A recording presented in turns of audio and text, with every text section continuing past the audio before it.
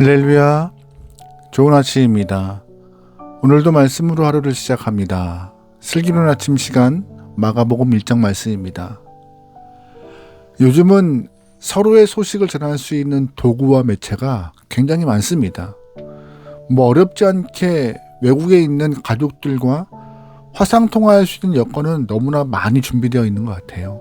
하지만 불과 몇십 년 전만 해도 이런 장거리 연락은 쉽지 않았습니다. 유일한 방법은 편지 정도였죠. 한 번씩 편지를 기다리는 간절함을 경험해 보셨을 거예요. 그런데 아무리 기다리는 소식이라 할지라도 인간들이 전해주는 소식은 그 기쁨이 오래가지 못합니다. 싫어서가 아니에요. 사람이 전하는 소식은 그 기쁨이 영원하지 못해요. 하지만 하나님께서 인간에게 주시는 복된 소식의 기쁨은 사라지지 않습니다. 그래서 복음이라는 것이죠. 마가는 하나님이 인간에게 주신 기쁜 소식을 말하고 있습니다. 1절 말씀이에요. 하나님의 아들 예수 그리스도의 복음의 시작이라. 아멘.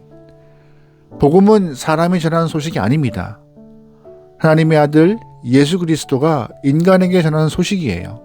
그 때문에 이 소식은 참으로 복된 소식이며 복음이 되는 것입니다. 여러분, 그런데 이 복음에는요, 기다림이 내포되어 있어요. 인류는 아담과 하와가 에덴 호에서 쫓겨난 후부터 복음을 기다렸습니다. 하나님은 죄를 짓고 쫓겨난 아담과 하와에게 가죽옷을 지어 입히셨어요.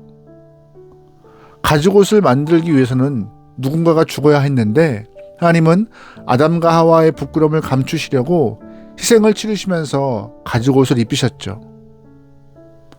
하나님께서는 이 아담과 하와에게 가죽옷을 지어 입히심으로 대속의 죽음을 암시하셨던 것입니다. 지금 짐승이 죽어서 너희의 수치를 가리는 것처럼 장차 나의 아들 예수 그리스도가 죽어서 인류의 죄를 속죄하고 부끄러움을 가리게 될 것이다 라는 의미를 갖고 아담과 하와에게 가죽옷을 입히신 것이죠. 사실 우리의 수치와 부끄러움, 이 죄의 무게를 해결해 주신다는데 얼마나 좋은 소식입니까? 그래서 인류는 메시아를 기다리기 시작했어요. 하지만 생각만큼 메시아가 빨리 오지 않았습니다. 그런데 그렇게 기다리던 메시아, 즉 예수 그리스도가 드디어 이 땅에 오셨습니다. 마가는 예수께서 오신 것이 복음이라고 말하면서 이 이후에 복음의 구체적인 면을 조금 더 설명하고 있습니다. 하절 말씀 볼게요. 세례 요한이 광야에 이르러 죄사함을 받게 하는 회개의 세례를 전파하니. 아멘. 세례 요한은 자신에게 나오는 모든 사람들에게 죄사함을 선포하는데요. 너희들의 죄를 회개하면 용서받고 세례를 베풀 것이야 라고 선언합니다. 다시 말해 복음은 죄의 용서라는 것을 보여주고 있는 장면입니다. 인간은 아무리 노력해도 죄의 문제에서 떠날 수가 없습니다. 앞으로는 죄를 짓지 않고 정결하고 신실하게 살겠다 다짐해 보지만 그거 쉽지 않습니다. 손이 죄를 짓고 발이 죄를 짓고 생각이 죄를 만들어내고 있는데요. 어떻게 죄를 안 짓겠습니까? 마음속 깊이 죄의 욕망이 올라옵니다. 가장 가까운 사람에게 지금 어떤 마음의 상태인지 어떤 마음을 품고 있는지 말할 수 없을 만큼 부끄러움이 가득하고 욕망이 가득하고 죄가 가득한 것이 우리 인간의 모습이에요. 그런데 예수 그리스도가 이 땅에 오셔서 더 이상 죄 때문에 고통받지 않아도 된다 하시는데 얼마나 좋은 일입니까? 너는 나의 십자가 아래 머물러 있기만 해라 말씀하시는 거예요. 그러면 십자가에서 흘러나오는 보혈의 공로로 죄사함을 얻게 될 것이다 라고 우리에게 위로하시고 희망을 주시는 것입니다. 우리의 조상들은 죄 문제를 해결하기 위해서 많은 노력을 기울였습니다. 자신의 몸을 상하게 하기도 하고 고행도 해보았죠. 하지만 해결받지 못했습니다. 그러나 예수 그리스도의 십자가 아래에서 죄의 문제는 완전히 해결되었습니다. 이것이 복음 중에 복음이죠. 여러분, 그러기에 우리에게 용서함의 복음을 선포하신, 또한 용서함의 복음을 이루어주신 예수님에게 언제나 감사할 수 있는 신앙이 되면 좋을 것 같습니다. 아멘. 두 번째, 마가는 복음을 또한 이렇게 설명합니다. 9절 말씀이에요. 그때 예수께서 갈릴리 나사렛으로부터 와서 요단강에서 요한에게 세례를 받으시고. 아멘. 겸손하신 예수님은 하나님의 아들로 이 땅에 오셨습니다. 그런데 왕의 신분으로 오셨어요. 그런데 왕의 신분으로 오신 예수님이 때가 되어서 요한에게 나와 세례를 받으십니다. 왕으로 오신 분이 굳이 요한에게 세례를 받을 필요가 없음에도 예수님은 세례를 받으심으로 겸손의 메시지를 선포하셨던 것입니다. 왕이 왕으로 오는 것은 복음이 아니에요. 왕이 우리와 같은 인간으로 오셨기 때문에 복음인 것입니다. 사람들은 예수님이 메시아, 왕 중의 왕이라면 로마 황제 아들로 태어나는 것이 더 맞다라고 생각했을 것입니다.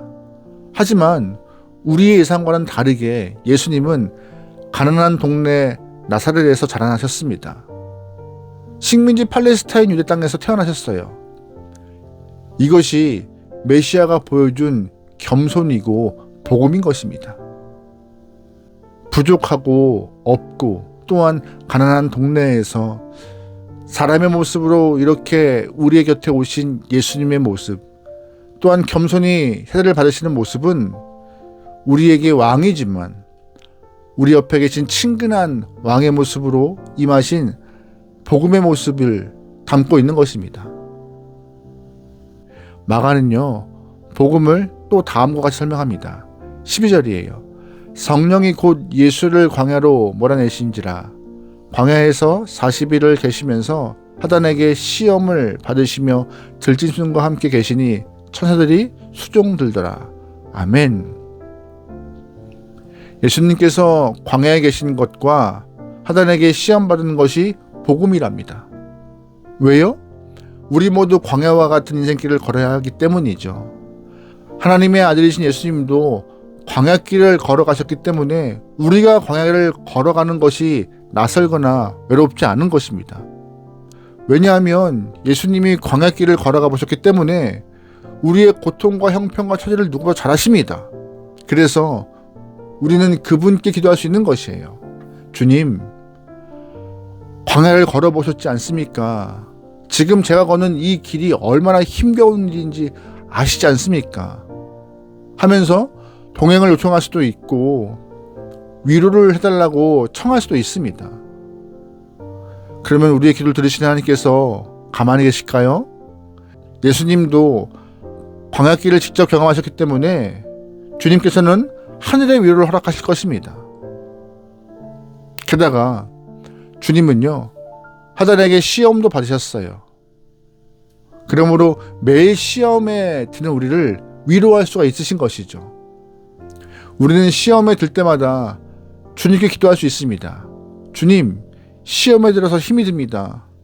사단마귀가 나를 시험하는데 넘어가지 않을까 두렵습니다. 하면서 시험 가운데 건져달라고 기도할 수 있습니다.